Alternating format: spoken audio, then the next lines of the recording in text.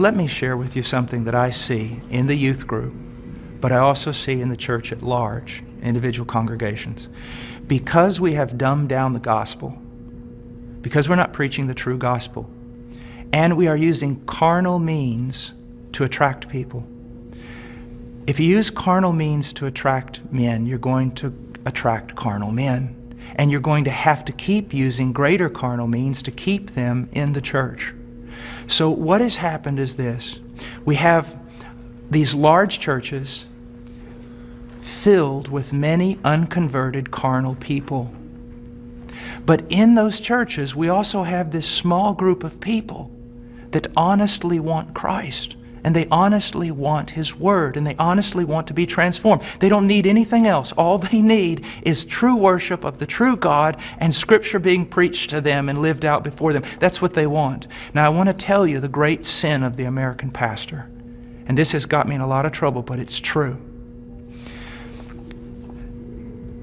This small group of converted people in that local church, all they want is Jesus.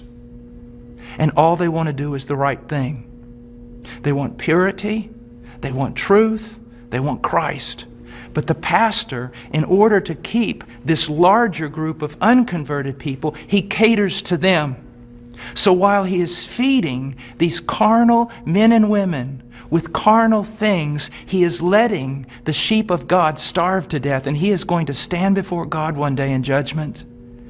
Listen, brother, if my wife was going grocery shopping, and when she was going out to her car, some men assailed her, attacked her brutally, and you walked by, and you did not want to get involved because you didn't want to cause trouble, you didn't want to put yourself in harm's way, you just wanted everything to go smooth. After all that was done, I would look for those men to deal with them. But I want you to know this, I'd look for you too.